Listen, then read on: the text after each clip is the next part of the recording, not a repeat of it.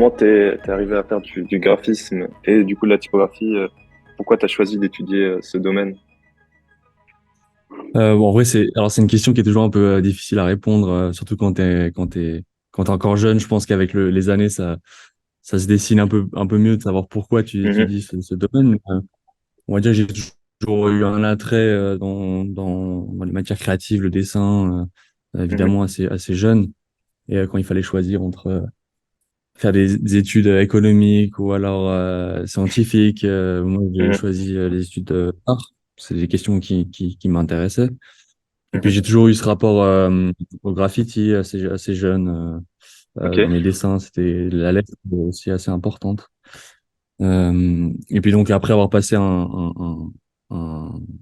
un bachelor en design graphique, et que j'étais quand même assez centré sur le design de livres et mon langage en fait c'était la lettre en fait. Comment est-ce que je véhiculer pardon mes messages? C'était la lettre. Mhm, Il me fallait voilà un bagage technique pour créer mes propres outils de travail en fait, comme mhm. n'importe quel autre outil, hein. Je Ouais. pense que la typographie c'est avant tout un outil pour être utilisé par d'autres Mhm. ou par soi-même. Euh, et donc c'est comme ça que je suis arrivé aussi en études ici à l'ECAL en master typo. Ouais. Ok. Et pourquoi t'as choisi d'envoyer ce projet en particulier? Est-ce que c'était ton travail de diplôme déjà ou... Ouais, alors ça Ouais. c'est donc le Warnung Grotesque, c'est un critère que j'ai dessiné pour le diplôme à la aide, Mhm, mon projet de diplôme. J'ai envoyé ce projet parce que il faisait assez sens. Je pense que c'était déjà un peu un espèce de climax dans mes projets à ce moment-là.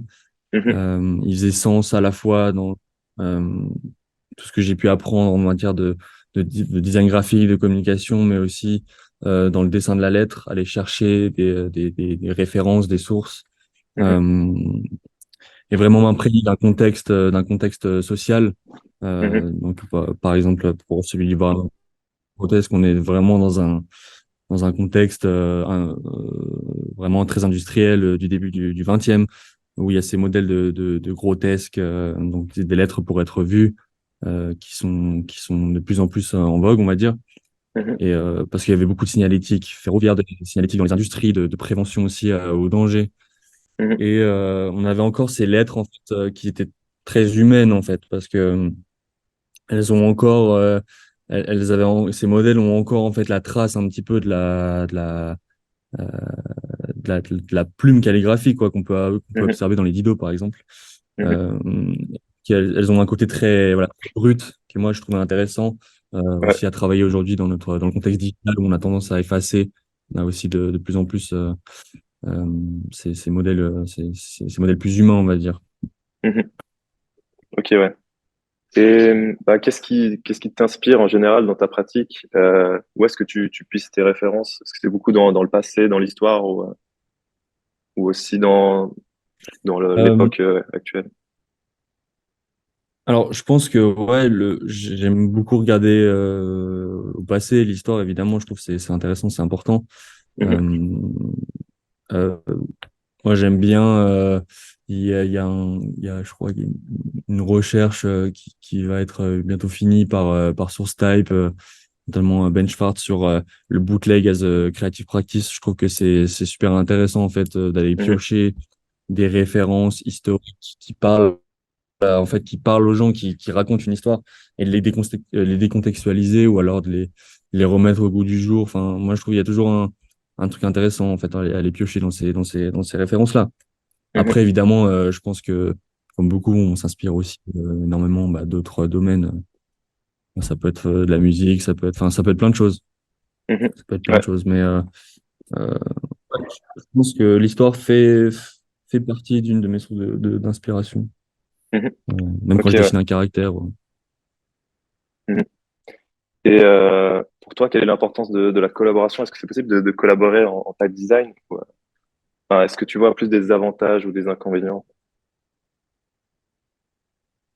Alors l'avantage de la collaboration, alors en type design, je pense que c'est super intéressant, voire hyper primordial. Peut-être pas la collaboration du style on fait un projet à deux, Mhm, mais je pense que le dialogue le Ouais. dialogue avec les autres, avoir un nouveau sur son projet, c'est hyper important, c'est même primordial. Euh, Après, je pense que par exemple ici, on a un master assez international et je trouve que enfin, ça bénéficie beaucoup aux étudiants parce qu'en fait, on est sans arrêt en train de discuter avec des gens qui ont une culture complètement différente, une culture Mhm. visuelle, un langage. Ils ont pas la même, ils parlent pas la même langue. Donc, rien que Mhm. ça, en fait, ils ont des scripts différents. Rien que ça peut aussi être super intéressant en termes de perspective pour un projet. Donc, moi, je pense que la collaboration, c'est essentiel. Et puis, même Ouais. dans le design graphique en général, je pense que euh, je crois moins au designer individualiste qui va savoir tout faire et qui va Mhm. être très, très bon partout. J'ai plus cette envie de m'ultra spécialiser et puis justement de dialoguer entre personnes qui connaissent très bien un domaine et Ouais. qui s'allient pour travailler. Je pense que de ce genre de collaboration amène des résultats plus intéressants. Ok, ouais. Ok, bah du coup, on va passer aux questions plus spécifiques à ton projet sélectionné. Ouais. Euh, du coup, ouais, il y a eu, j'ai l'impression, un gros travail de recherche autour du contexte et de l'univers de la type. Est-ce que pour toi, c'est important de montrer, de s'inspirer du contexte quand on travaille un caractère? Alors, je pense que c'était une approche pour ce caractère-là parce que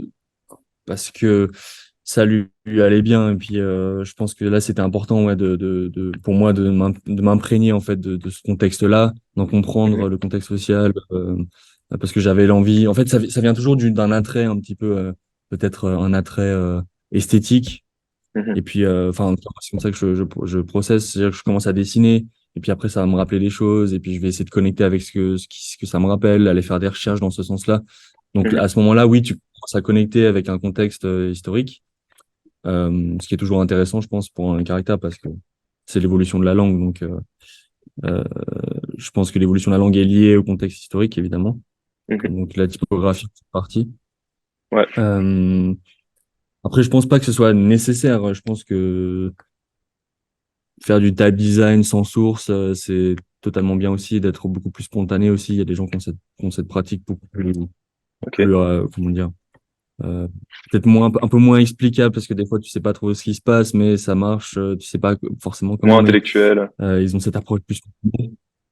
C'est Mhm. pas moins intellectuel, c'est une approche plus spontanée et plus Mhm. plastique, on va dire des Ouais. formes. Et, et je pense que c'est hyper important d'avoir ces deux registres, ces deux façons d'approcher, même s'il y a encore énormément d'autres approches possibles. Ouais. Ok. Et je trouve il y a un spécimen qui est super intéressant avec une affiche, un panneau métallique, je crois, une édition. Euh, Mhm. c'est presque un projet à part entière. Est-ce que pour toi c'est important le spécimen dans la typographie en fait? Ouais. Alors oui, moi je pense que c'est super important. Euh, Aussi la manière dont si avoir ton spécimen, voilà, imprimé noir et blanc sur du papier, et puis ça fera Mhm. sûrement le job. Mais Mhm. je pense que c'est toujours sympa d'aller chercher l'univers dans lequel ton caractère s'inscrit. C'est-à-dire que Mhm. c'est pas juste un caractère, il a un contexte, il a tout un vocabulaire graphique Mhm. qui est intéressant. Et c'est aussi une manière de montrer comment toi, est-ce que tu voudrais une fois que ton caractère est lâché dans la nature, t'as plus aucun contrôle dessus. Et c'est ce qui est, Ouais. c'est bien aussi. Et je pense, pour moi, dans ce projet-là, c'était important, voilà, de varier les médiums, varier les techniques d'impression aussi. Ça faisait Mhm. aussi référence à plein de techniques différentes d'impression, de l'histoire de l'impression. Ok. Ah oui, oui, Ouais. donc Bernard Chadebrink, ouais, donc ce graphiste, bon, lui, c'est un peu plus tard, les années, je crois, 60, 70, qui faisait ses affiches dans les industries. Lui, il avait cette manière un peu plus pop, illustrative de parler de la signalisation du danger, là où c'était quelque chose vu comme presque d'un acte terroriste, tu vois, si t'allumais une clope avant dans les industries. Lui, tout Mhm. d'un coup, on a cette image un peu plus populaire, un peu plus amusante avec ses jeux de mots toujours bien trouvés, en fait, Mhm. sur sa manière de communiquer. Donc, je reprenais aussi un peu ça dans la manière de communiquer le caractère. Ok, ouais. Ok. Et maintenant une question un peu plus spécifique. Enfin, t'es un peu venu d'un constat que j'ai eu, c'est que enfin, je vois l'arrivée de plein de nouvelles fonderies typographiques. Mhm. Est-ce que, enfin, j'ai l'impression que tout le monde se met à faire de la typo. Est-ce que c'est parce que les outils ont été simplifiés? Est-ce que tout le monde est capable de faire de la typo? Est-ce que c'est une mode? Enfin, c'est quoi un peu ton avis là-dessus? Euh, je pense que tu as raison déjà. Évidemment, l'outil numérique a permis une ultra centralisation des processus des processus de création des étapes les étapes de production de la typographie. Donc, c'est sûr, comparé à si tu prends 50 ans en arrière ou alors Ouais, 100 ans en arrière, on est plus là-dessus. Et ouais, maintenant, en fait, d'abord, on avait l'imprimeur et l'imprimeur qui était typographe. Puis après, on avait le graphiste qui travaillait avec les entreprises d'impression. mhm, Puis maintenant, en fait, c'est un peu le graphiste qui est typographe et qui va s'occuper et de la conceptualisation, de la digitalisation, du, euh, du mastering. Et puis, certaines fois, quand c'est des fonderies indépendantes, ce qu'il y a de plus en plus aussi, de la distribution. ouais. Donc, pour revenir à ta question qui était, ah, excuse-moi, Euh, je crois que je me suis perdu. aussi, c'est aussi peut-être comment ça se fait qu'il y ait de plus en plus de nouvelles fonderies qui Ah émergent oui, comme oui. ça. Ah, oui, je pense que du coup, de part de cette individualisation de l'outil, et puis par Internet, évidemment, c'est beaucoup plus facile, enfin, c'est tellement plus facile d'accès, d'apprendre, en fait. Il y a tellement de ressources maintenant dans les livres, sur Internet, Mhm. sur comment désigner des fontes. Après, euh, je pense que c'est une bonne chose. Je pense que c'est une bonne chose. Et du coup, ça pourrait expliquer pourquoi est-ce qu'il y a plus de fonderies indépendantes aujourd'hui qui ouvrent, même des Ouais, graphistes ok. qui Ouais, il disent, y a bah, aussi des on a envie graphistes. de, on a Ouais. on a envie de vendre nos caractères. Je pense à Extra 7 en Suisse ou alors Baldinger, ont aussi commencé à vendre les caractères qu'ils ont créés pour des clients.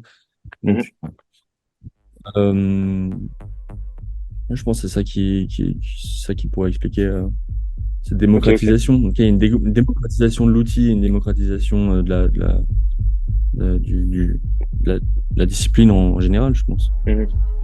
Ouais, ok.